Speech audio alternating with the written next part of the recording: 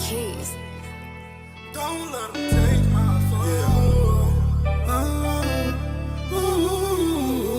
I ain't need this bitch. Not at all. Giannis is still relying on his athleticism and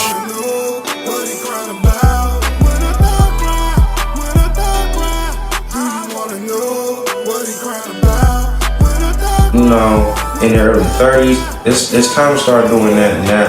So when you are 50 or 60 and you got a couple billion in the bank, now you could live comfortably and not have to worry about it. Do you wanna know why I cry at night? Do you wanna know why I can't sleep at night? These niggas soft, gon' take them out. 2 shots, pow, pow, take them out. Had a few ones try to take me out. Now I can't trust a damn soul. Own brothers against me. Should've never ever be the same. When a thug cry, do you wanna know what he crying about? When a thug cry, do you wanna know what he crying about? When a thug cry, do you wanna know what he crying about? When a thug cry. Welcome back. It's your boy Trillionaire Chuck, and yes, we almost there. But it's another episode of Heartbeat Arena. It's your boy, once again, Trillionaire Chuck. Yes, I said it earlier before, but it sounded so good, I'm gonna say it again. Now, in this episode, oh my gosh, we have a lot to talk about. This is what episode are we on again? We on the 21st one. Man, Asia Wilson making history. Angel Reese, Caitlin Clark, NBA trade talks continuing, buzzing around. Who fumbling the ball? Which team is poised and picked to go compete for the title? Then we got the best segment of it all, relationship talks. But why wait, y'all? Let's just dive right into it. So, on Sunday, we had the Las Vegas Aces up against the Dallas Wings. And, of course, the Aces stomp on the Dallas Wings 104-85. But, hey, I got to tell y'all something. That Asia Wilson, that's a bad woman there, Jack. That's a bad woman there, right? She played 31 minutes, had 28 points, 10 rebounds, shooting 50% from the field, 75% from 3, and 75% from free throw range. Cementing her legacy as becoming the franchise's all-time leading scorer. Now, if y'all ain't never seen Asia Wilson play, I highly suggest y'all catch the next game. The girl got skills. The woman can hoop. She can ball. And she looks so good doing it when she out there hooping. I mean, it's like it comes natural to her. Her footwork, her mid-range shooting. She can even shoot from outside the 3 a little bit. Rebounding. It's like she just has a knack for scoring that basketball. Asia Wilson is showing people why she's going to be the MVP of the WNBA.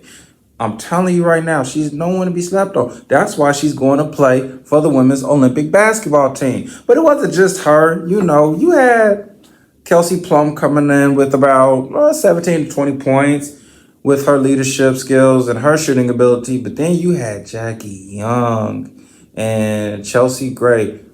Jackie Young was locking down. She was defending. She's taking that over, for the Olympic team as well as Chelsea Gray. These women alone are showing you why they wanted these 4 women to go play for the women's Olympic basketball team to compete for the gold. But Asia, I can't say it enough. Congrats on becoming a franchise's all-time leading scorer. I'm watching you. I'm seeing how you play. I like the smoothness, the fluidity in your game. especially how you're just a lefty. You just make it look so effortlessly out there when you're scoring. How you roll to the basket off the pick and roll, the basketball IQ, everything. How you could also handle the ball.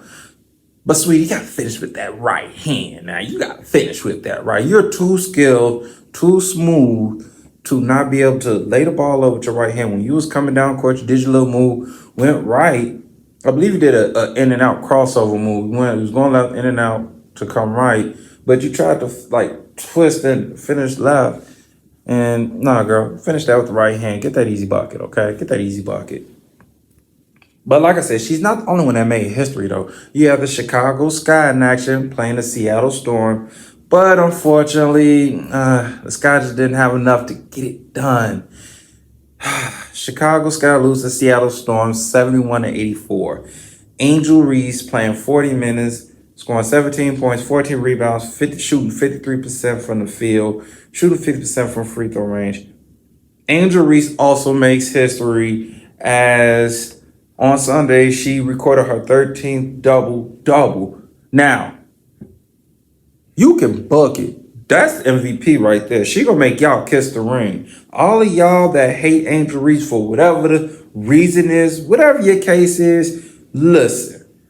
The woman is having a stellar performance just off raw talent alone. She is showing you the meaning of heart and fighting spirit. Every time she's out there on the basketball court, she plays hard, she rebounds. So if she lays the ball up, she still gets her rebound, still puts it back in. Like, when she gets skilled, it's over for her. It's over for her. Her rebounding may go down because more of her shots are going to hit. But, like, come on now. 17, 14, just off raw talent. Just off of raw talent alone. And she's going to win MVP. She's going to win MVP. You can book it. Y'all better put some respect on the Shy Barbie's name.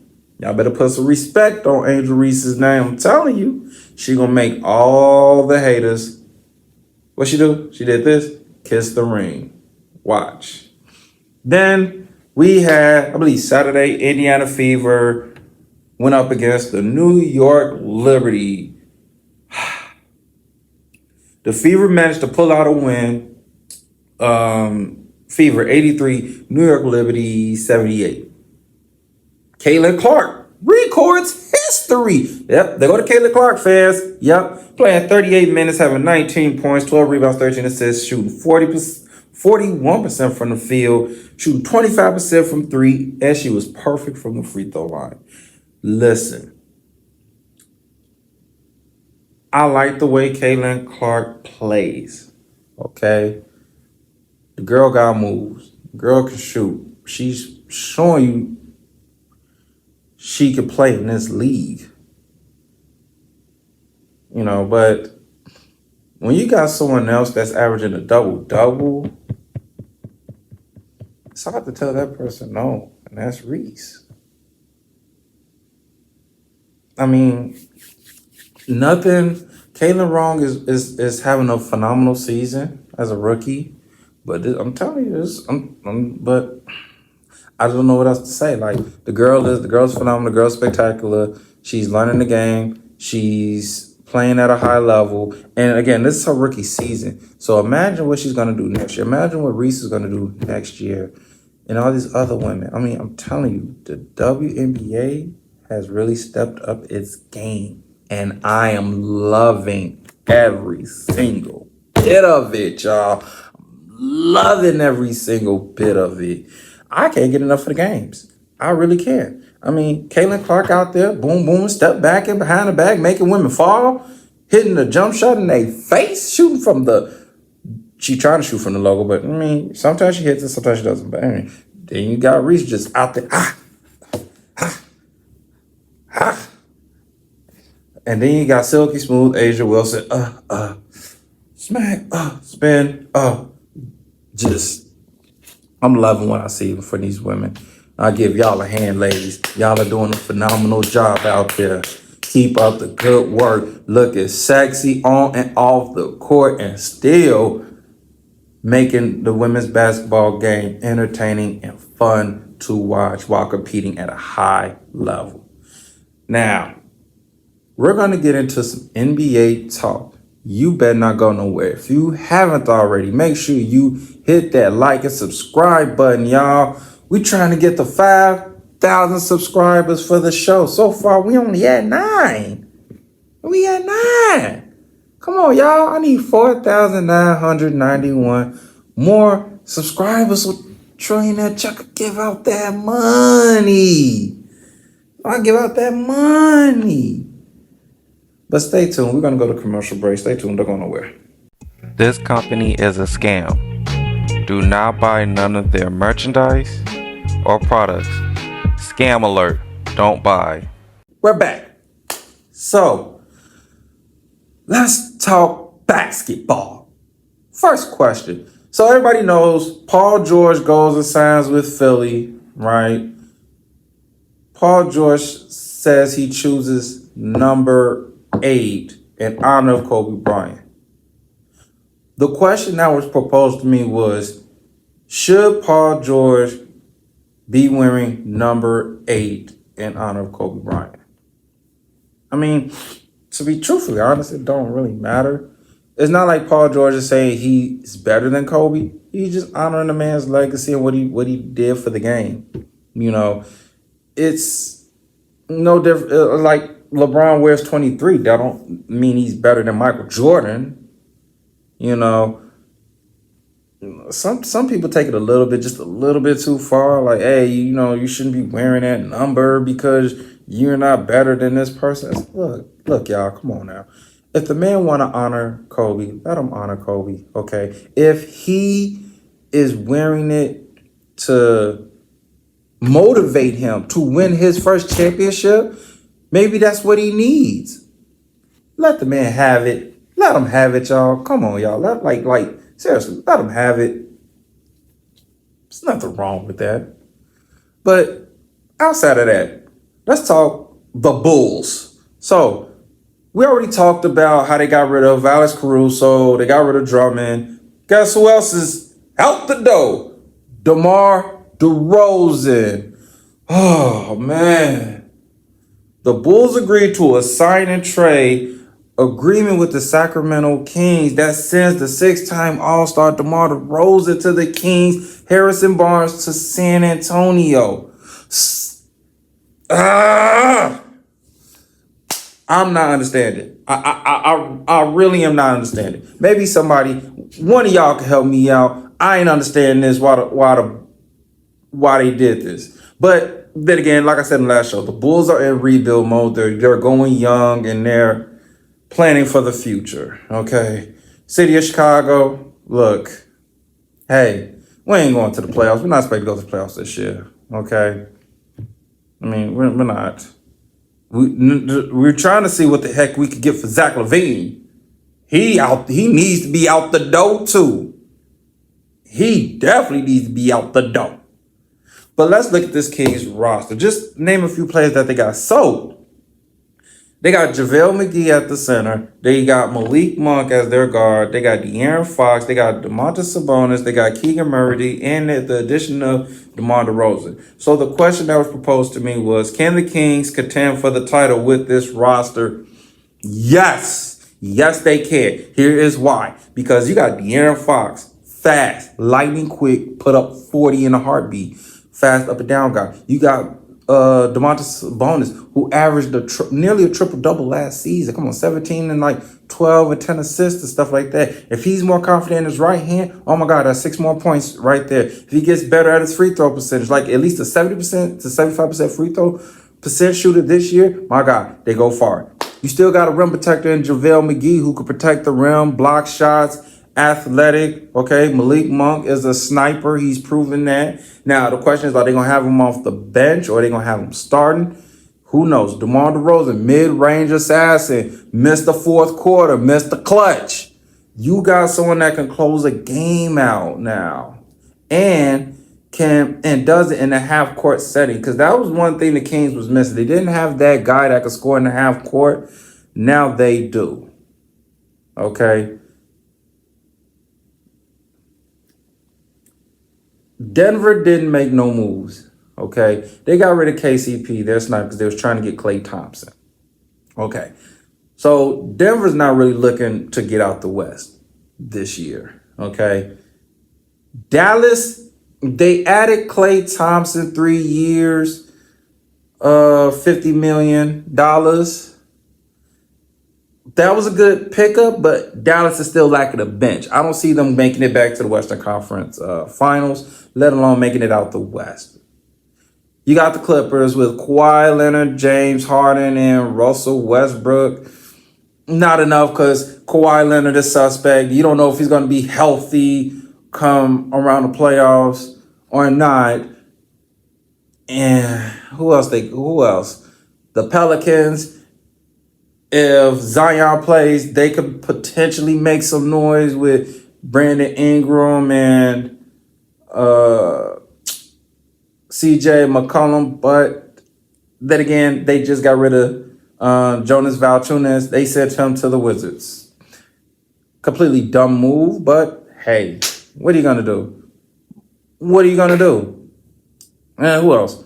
Golden State, that dynasty's done. So they're done. They got slow-mo over there. We're not worried about the Warriors. Okay. They're done for. That's the end of the dynasty. Timberwolves are still a formidable team, but yet they still don't have the IQ to learn how to win games. This is what I mean by that. When it's your series in the playoffs and you have a mismatch, it's about matchups in the playoffs. If Cat has the mismatch, give it to him. But Cat has to be able to be like, okay, I got the mismatch. I'm finna exploit this. If he becomes more physical this season and learns that when he has a 6'4" guard, he should be able to post that man up. That should be barbecue chicken all day. That's hibachi. You know, that's all you can eat buffet down there. But again, Cat has to have that mindset. Otherwise, the Timberwolves are going to be back where they are, last year. Phoenix, I think they still got Kevin Durant, Bradley Beal, Devin Booker, and they still need to work on their bench. So with that team, who knows? That's a toss-up. So it's going to be interesting this season to see what happens. But let's move on. So DeMar DeRozan does have a chance to make history. Okay, the Kings haven't won a title since 1951 when they were the Rochester Royals, New York. Now, winning a title in Sacramento is going to be monumental for DeMar DeRozan's career. Yes, he couldn't get it done in Toronto, but he has a chance. Even though it's the tail end of his career, he still has a chance to win it for Sac. I got the Kings to make it out the West.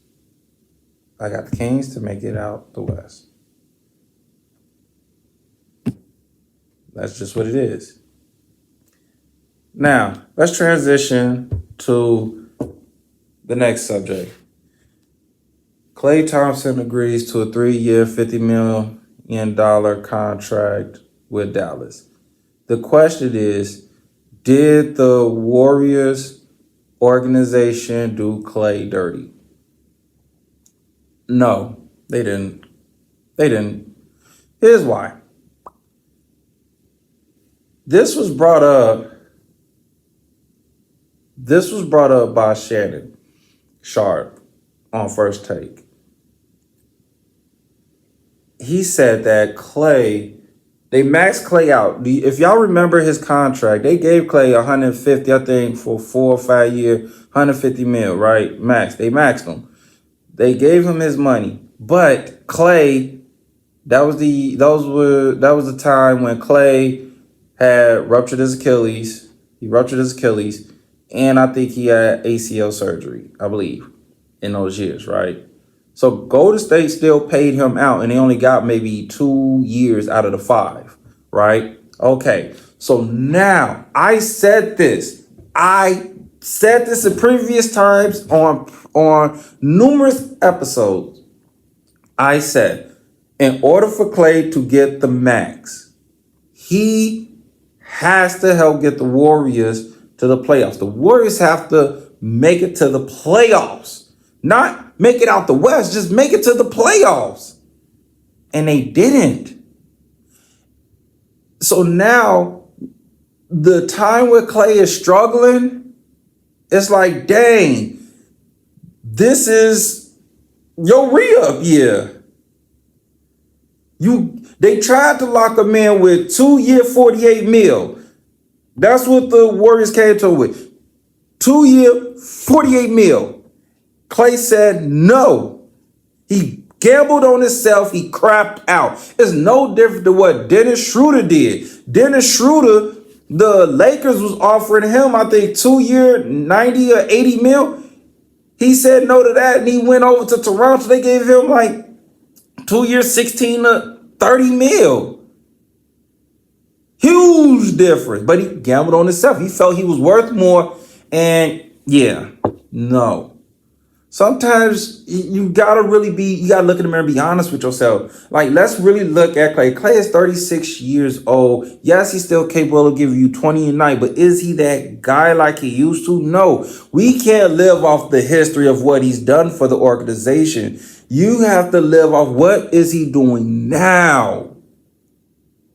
He hasn't improved his ball handling. It's not like he could create off the dribble. He's a legit catch and shoot guy. He's not the defender he used to be.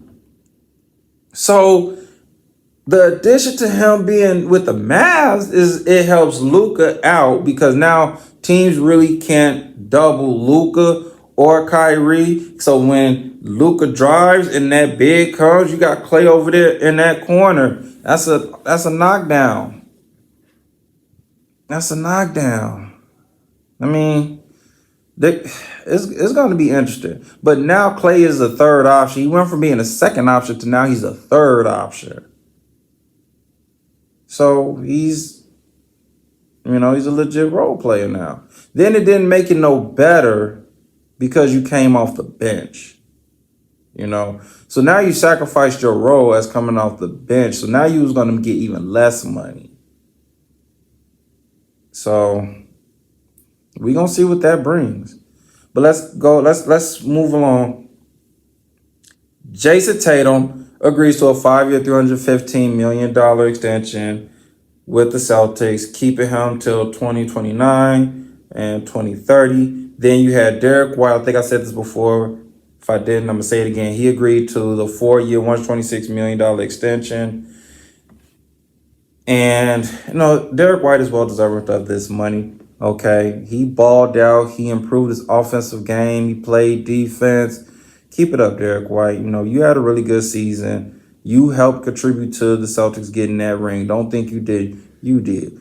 So the Celtics are basically going to run it back with the same team, constructed of Drew Holiday, Kristaps Porzingis, Jaylen Brown, Jason Tatum, Derek White. They're gonna run it back.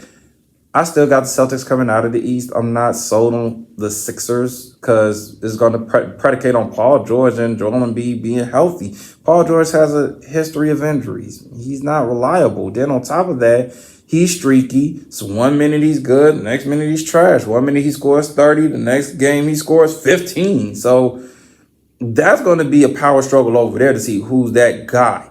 Everybody knows that's still Joel Embiid's team. That's his team. Now you take Maxey from a second option. Now you're making him a third option.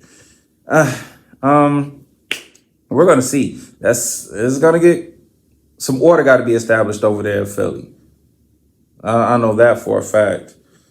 So Boston is expected to have a combined payroll and luxury tax over $400 million. So for those that don't know what a luxury tax is, you hear people talk about the luxury tax all the time on ESPN, on Undisputed, on Gil's Arena. So I'm going to tell you basically what the luxury tax is. In the NBA, teams have a limit of how much money they can spend on players, right? If a team spends too much money, they have to pay extra money called a luxury tax. So that's why you hear, people be like, oh, well, LA is 300 in luxury tax because they're paying more for a particular player than what the market is saying for this person at their position and stuff. And that's what puts teams and stuff over the luxury tax. It was basically designed to try to make it an even playing field, so teams wouldn't be able to create this whole mega team and stuff. It was meant to give everybody a fair advantage in an even playing field. But my saying is life ain't always fair. Okay, it really ain't. So we're gonna take a quick commercial break. And again, if you haven't done so already, go ahead and hit that like and subscribe button because we're getting into the best segment of the show after this break. Stay tuned. Don't go nowhere. This company is a scam. Do not buy none of their merchandise or products. Scam alert. Don't buy. Okay, we're back. Let's get into the last segment of the show, relationship talks.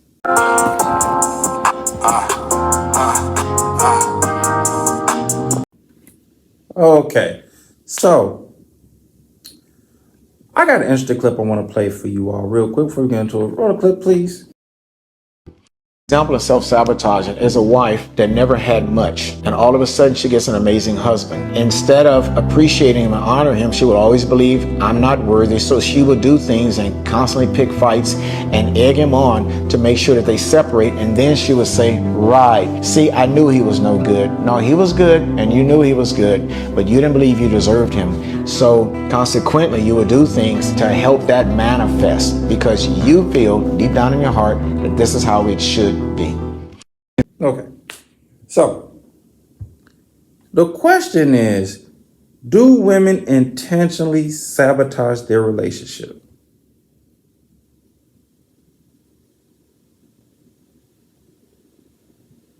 Yeah, sad to say, yes, they do. They do. They do. So fellas, if you want to know why, grab your pen and paper. Let's get into it. Yeah. So we got to get up for this one. So guys, here are some of the reasons why women sabotage their relationship. Okay. One, they want to avoid intimacy. Okay. They don't want to be intimate with you no more. Chances are it's probably somebody else in the picture. And or they're like, hey, this is kind of stale and they ain't feeling a relationship no more. That's the main reason why they avoid intimacy. Two, poor self-esteem. You'll sometimes be messing with a woman who's not secure with herself. She's comparing what you're doing to what she's doing. Sometimes they be like where people are at in life, they do that comparison. And it's so crazy and stupid. I don't know why women do it, but they do it, and it's so annoying. Okay. Three, they're trying to change you. They pick the Pookies and the Ray Rays, and they want to make them into stand-up real men. You can't change nobody. People change on their own, okay? People change on their own. You can't change no woman. Women, you can't change no man. Okay? But that's self-sabotage when you're trying to be like, oh, this person doesn't cater to my needs. I could date him, but I'm going to make sure he expresses, he takes it, he listens to my emotions. He cares to my emotions. And he's not doing it already. You can't make him or try to change him to do that. What's wrong with you? Or I'm gonna date him even though he smokes. Hopefully he gonna stop smoking when we're together. No, that's if he wants to. Other than that, he gonna keep on smoking. Another reason, they want to avoid commitment. If y'all remember my last live, when I did on my personal channel, 69% of black women divorce. They're the first to leave. It's not the men. It's not the men. It's the women. Women got commitment issues. They don't want to commit. They want to still be able to do them, right? While the guy just is supposed to be like accepting of it. No. Majority of women don't like structure. They don't like order, right? They want to be free and do whoever and see whoever. And when they meet someone that's about structure and order and life, discipline, ooh, it gets scary. Which brings to my last topic, fear. They get afraid. Sometimes they be like, it's too good to be true. So they always try to find the bad in something. They just waiting for the bad to come. Or they'll do shit that'll like make the guy upset. Like ladies will do shit to make the guy upset, kick up fake arguments, fake fights. And then when the guy gets fed up, they're like, see, I knew it. It was him. It's not me. I have, like I said, I only met one woman that said, I fucked up the relationship. I don't never hear a woman say, I ain't shit and I ain't fuck up the relationship. It's always the man's fault. Always. It's never the woman's fault. It's always the man's fault for some reason. But let's see what our sources say from BetterHelp.com. Women urge to defend themselves against the possibility of being vulnerable with their partner. Okay, that's why they self-sabotage, because they don't want to be vulnerable, right? So they rather safeguard themselves, right, from potential pain or trauma from past life or past relationships, right? They choose themselves over the relationship. And it's not supposed to be like that, because when you're in a relationship, it's both of you all, okay? It's the relationship. It's not just her. It's not just him. That saying, happy wife, happy life, that shit is delusional and dumb. And whoever believes in that shit is fucking delusional and dumb, and they're unhappy with whom they're with right now, okay? There is no just happy wife, happy life. No. Happy relationship equals happy life. Happy partnership equals happy life, okay? It's how it is. So here are some of the signs. Fellas, get your notebook and pen, because you're going to want to write this down. Here are some of the signs of self-sabotage. 1, she holds grudges against you and doesn't let go of past arguments. How many times, fellas, have you and your lady had a debate, right? Let's had a debate, right? And she always brings up something that happened 3 weeks ago after y'all done already squashed it. Y'all done already came to an agreement about it. But yet she brings it up. And you're like, wait a minute. What that got to do with this? This is something completely different. I tell women all the time, if you messing with me and we serious, you can't bring up the past of what we talked about. What I mean, just let me clarify. If we was having a debate or an argument about dishes being in the sink, right? Okay, we addressed it, we solved it. Okay, fine. When I'm done using the plate, I'll make sure I wash it out. Okay. Then 3 weeks later, we may have a debate or a disagreement about clothes being on the floor, right? Her clothes on the floor, my clothes on the floor. Why are these clothes on the floor? I bet not hear her say, well, you leave dishes in the sink and stuff like that. And I'm like, wait a minute, time out. That don't mean, no, don't bring that into this argument. Don't bring that into this debate. That was settled. And I say this to them. That was last week. We squashed that. Don't bring that to this right here. Okay? It's completely different. Self-sabotage. Second, number 2, she's hypercritical of everything you do. So for those that don't know what hypercritical is, it's basically saying like she faults you for everything. Okay? She fights over little things, every little thing. If this woman starts doing that, fellas, run. Okay? Block her. Leave her where she at. Take it back. Okay? Don't pass go. Don't collect $200. Leave it. Listen, if you found it in the streets, leave it in the streets. If you found it at the store, take it back to the store. If you found it at the club, drop her ass off back at the fucking club when you're better. Because you'll never be happy with her. It's like that picture where the guy is holding the world and he's kneeling for her and she's like, you forgot the moon too. Where's the moon? You'll never be happy with that woman. So yeah, if that's happening, get out of there. Skedaddle. Okay? 3, she's not really intimate no more. You know, she give you that lazy, sad position, right? You know, y'all know what I'm talking about. So I've been like, y'all can't be real with Trillionaire Chuck. When y'all first was intimate, y'all was doing every position, missionary, hitting it from the back. She was riding you, all that stuff. Y'all was probably doing it twice a week. Now all of a sudden she just be like, roll over to the side and just be like, well, this is best as it get. You better get it or I'm going to sleep. Now she gets lazy in bed.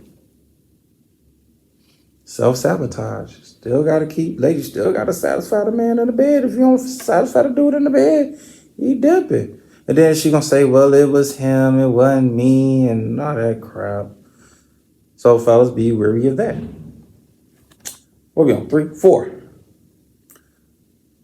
She puts a little effort in a relationship, right? She don't remember your birthday, the anniversaries. Women normally keep tabs of that stuff, right? Because they want gifts. You know, it's important to them. You know, the first time y'all met, your anniversaries and stuff like that. If she forgets that stuff, self-sabotage. She won't really feel in a relationship. She's trying to get out of it. And that's the thing. Some women don't know how to break up because they don't want to hurt the person's feeling and they scared that if they leave the man might punch them in the mouth. Just saying. Those are some legit reasons why they stay in this type of stuff. They just don't know how to get out or they're afraid. You know. 5th one, as I've been saying through the whole time, they blame everything on you. It's never their fault. They don't never see fault in anything they do. I had a few exes like that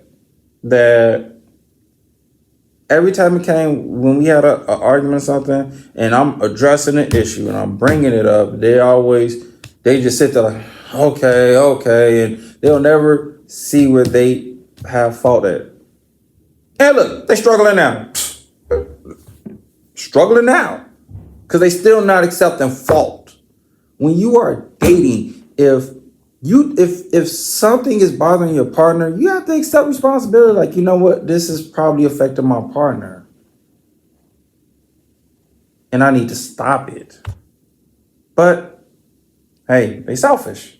It's about them. It's never about their partner. It's crazy. Here's the best one. This is the last one. This is where I'm going to hang my hat at, fellas. Listen to this and take this for what it is. When she says, leave, bye, go find someone better.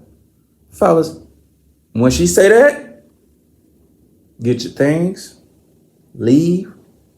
It's going to be hard if you really was feeling her, loving her, and you block her. Should no woman ever tell you to walk out the door and think you won't do it. Because the minute you stay, she going to look at you like you ain't no man. You less of a man. Now she feel like she got control over you. Now she feel like she can do whatever and you won't leave. Don't be no fool. Don't be no fool. Heck, I had women tell me that stuff. I was that fool that was like, no, I'ma stay.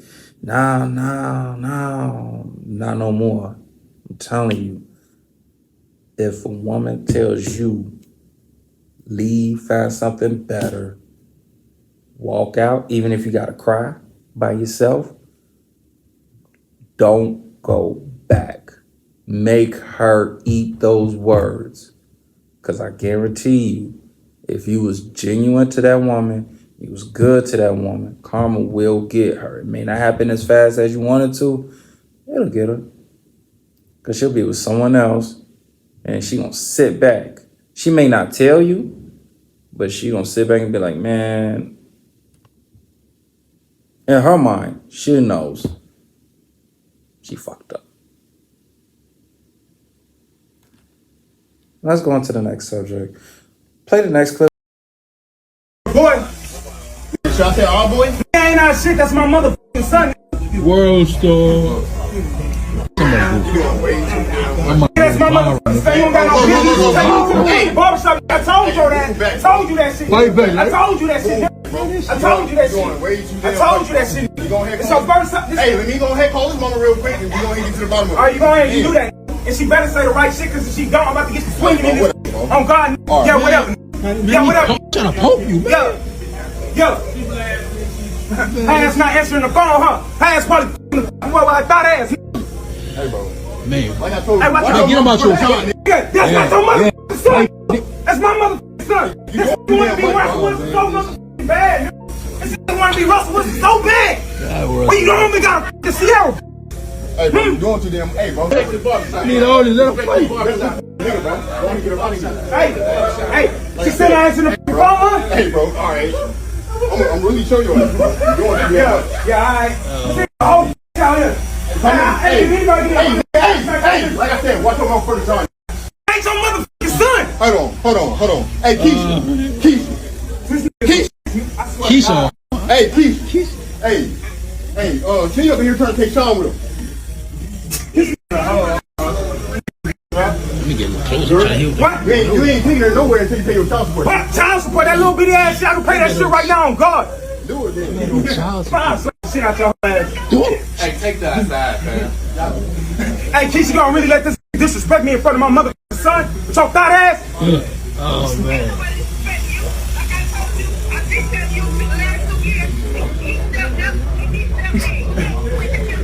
Hey, call that. Hey, I'm getting my motherfucking son. We going. Hey, Mike, I appreciate you, but I need my son. I need my son. Hey, let's wrap this shit up. I need my motherfucking son, man. Give me my motherfucking son. Hey, don't kill my son no more. I'm slap the shit out your ass. Yeah, alright. Yeah. Come on, like him, man. Yeah, alright. Let's go. Alright. Man, you gonna let him take him like Shit that? out your ass. Come on, Russell. Was you letting him take? Hey, man, it's his son. I'm gonna go ahead. I ain't trying to fight. Oh, man, this man. Sad, man. Yeah, he took it. That shit crazy, man. Okay. So this one's more so opinionated. But should the father have been mad that the stepdad was taking his son to get a haircut? You know, I don't know, because first off, you don't do shit like that in public in front of the son. How you handle it, if you guys are co-parenting, right? The stepdad shouldn't even have to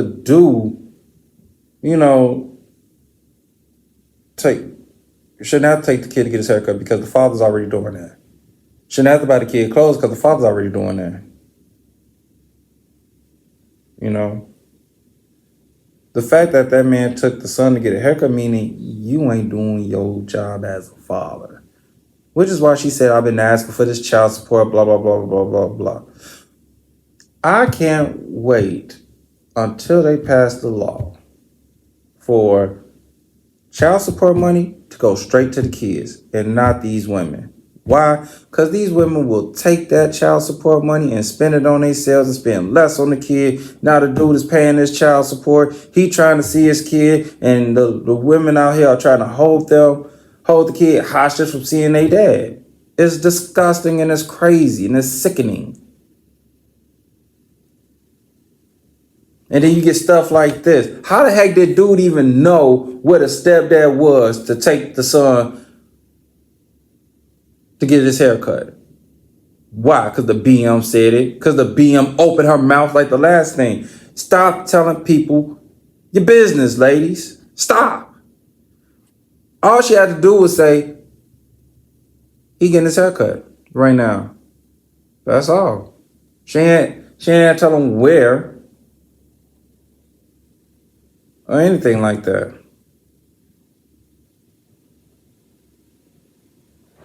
Because if dude was on his job, the stepdad wouldn't even have to be spending that much time with the son. Like, granted, he's gonna be there and in the life, but if the dad is doing his job, the stepdad shouldn't really have to do anything.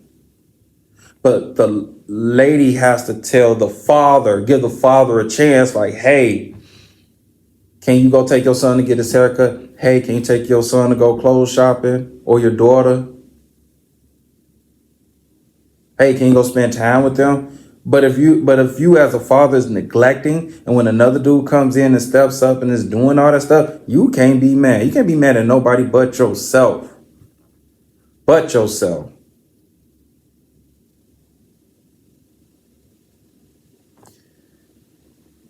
And so with that, I mean, I don't have kids, but I know I got friends that have kids, and I know that wouldn't be cool, because they're the ones that's trying to spend time with their kids and they're getting neglected because they don't want to have nothing to do with the baby mamas. They just want to see their kids. And you got bitter baby mamas that's like, nah, keeping them hostage from them. But that's our show for today, y'all. Again, if you haven't done so already, make sure you hit that like and subscribe button. It does let YouTube know, hey, I'm doing a good job.